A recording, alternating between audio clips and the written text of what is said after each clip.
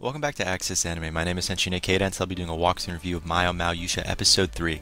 If you remember from last episode, we see Yuusha and Mao. They're actually transported to a little village, and apparently Mao wants to re-educate the nobility there on agriculture, as well as warfare and other various things, but mostly agriculture. And I thought it was kind of interesting because if you move to a different scene, we hear a lot of talk about the Crusade of the Holy Key. I can't wait to find out more about that, but moving on past it toward the end of the episode, we do find out Mao and Yuusha. Now, apparently they're heading to the village elder's house, so apparently they're going to help him learn more about agriculture growth and whatnot. And Mao, she just pulls out this box and says it's her secret weapon. What the hell is her secret weapon? I'm just curious. I mean, come on, you pull out a box and say it's your secret weapon, we don't get to find out. But hey, that's where the episode ends, and I'll hold my final thoughts and rating at the end of the clip, so stay tuned. But let's dive right on in. So we open up this episode with Yuusha and Mao, and it's been 3 months and 9 days, and apparently the village, the agricultural growth is astounding. It's like, wow, all this stuff they did like 3 months and 9 days ago has paid off because, you know, they have crops, they have everything. So that's where we open up with. Moving on to a different scene. Now, Yuusha and Mao are being transported to a different location. In fact, a convent, kind of a church-like setting. And we do hear Mao basically say the lake country, it isn't as cold as the winter country. I'm like, well, go figure, you know, different locations, different climate control, you know? Just putting that out there. So we are taken to a different scene with Mao, and she's basically pointing out that all human education as well as science is being taught through the churches. So maybe going to a convent has some meaning to her. I mean, education through a church. Where is this going to go? I guess we'll find out. We'll find out. So I should also point out when they enter the convent, or the church in this case, a nun basically summons another, looks like a priestess or, you know, a top ranking nun. So they're sitting down waiting for this high ranking nun. And so we're taken to a different scene with this nun who enters, like, I guess this little room that Mao and Yuusha is actually in. And Mao basically introduces herself as the Crimson Scholar and Agricultural Researcher. And I love that heavy-weighted title. It's like, you can't really memorize that title. I mean, Crimson Scholar, Agricultural Researcher. Just call yourself the Crimson Scholar and end it there. So we are moving on to a different scene with the nun. And this nun who enters the room, even though she hears, like, you know, Mao introducing herself, her eyes are all blackened out, and she's like, her head's tilted like she doesn't really give a damn. And then we see Yuusha, he introduces himself as the White Swordsman, and then it snaps. The nun knows Yuusha. I'm like, well, how? And she basically says, where have you been? I'm like, wait a minute, so this nun knows Yuusha? Apparently this nun used to be one of the companions that used to roll with, you know, Yuusha. And then she slaps him on the face. I'm like, ow, that's a hell of a way to say hello, how are you?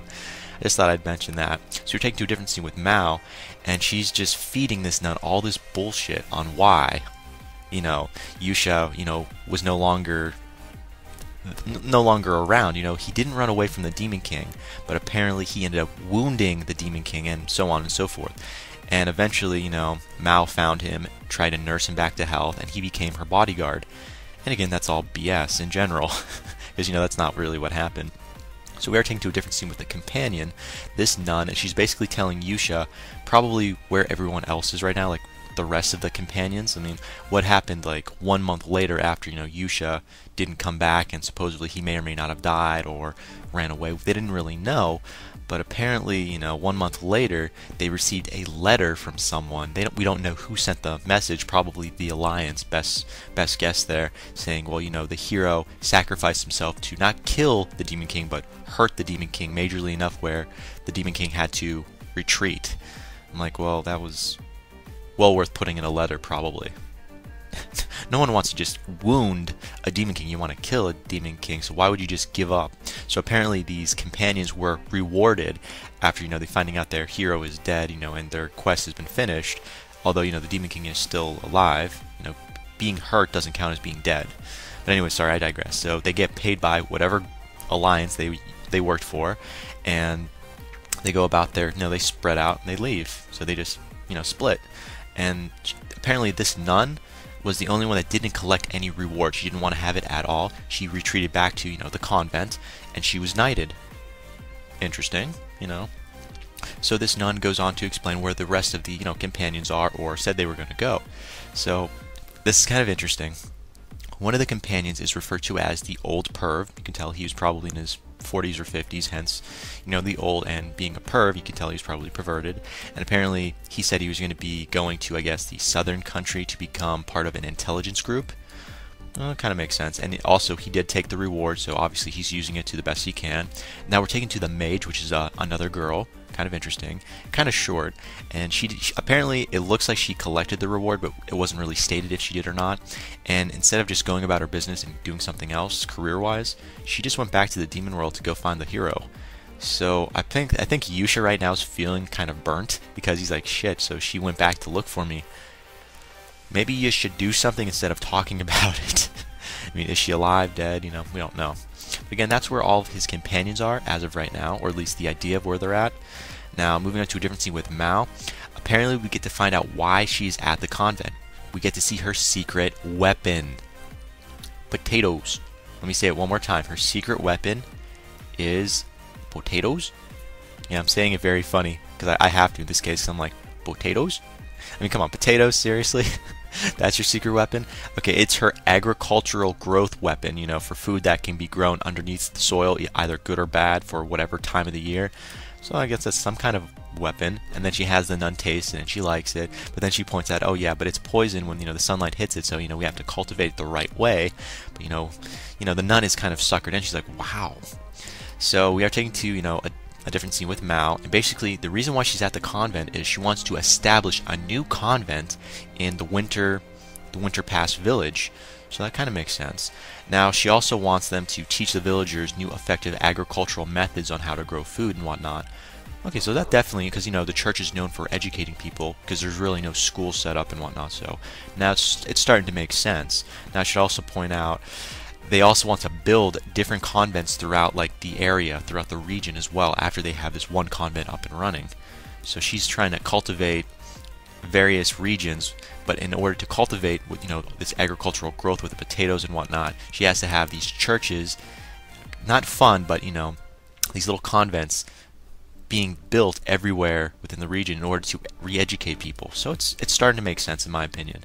And obviously the nun says yes, because it's not going to cost her a dime, because apparently Mao says she's going to pay for everything, but she just needs the workers, the people, the nuns or whatnot, to be able to teach people.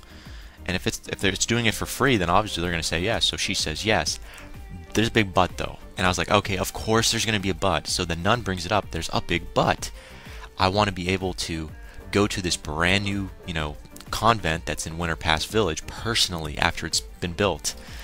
And Yuusha starts to freak out. It's like, well, why do you want to do this? And he's starting to take the defensive. We don't know why, but that's the catch. And you know what? If that's the catch, no, screw it. Just say yes. It works for me. Now we are taking to a different scene with Mao, and this is after we hear the big yes from the nun. They're leaving now, and she's starting to talk about some of the demons and whatnot. She starts to talk about the Ice General, apparently one of the strongest demons that may pose a threat since she's no longer around right now. And apparently he uses a harpoon as his weapon, and basically he dwells in the southern ice seas. I'm like, okay. And apparently Yuusha has fought him before, so he is aware of who this demon general is. Yet there really is no significance on why she's really talking about this general, but apparently this might be one of those demon generals that might take, Mao's place since she's no longer around, so he might be a threat somewhere down along the lines. So maybe she should do something about it, but they were just talking about it in general. Moving on to a different scene. Now apparently there's a big problem. The Alliance. It's a huge problem. Now, if you don't know who the Alliance is, they're basically a merchant guild, or not a guild so much, but a merchant type group. And they basically are sprouting up everywhere within the region, and they're kind of killing the agricultural growth because they're siphoning off the food for the war efforts to kill demons and whatnot, among other things. So they're still one huge threat, even though they're just run by humans. So I can't wait to see more about what they're doing. Now, speaking of the Alliance, we do a small cutscene with this brand new compass that apparently they bought or got. I believe, I'm not even going to speculate on how they got it, but they have this brand new compass that doesn't revolve around magic. It's not like a magical device. It's basically what Columbus used when he was traveling the seas per se, and other famous explorers like Magellan and whatnot. But anyways, this compass is amazing. It's revolutionary, and they believe they can profit off of it. But they want to find out who gave it to them, because if they can kill the person who got it, built it, then they could be the only people that have real, I don't know really what the word I'm going for is, but they'll have the only working compass. And if they have the only working compass and they, eliminate the creator, then they could be the only people profiting from it.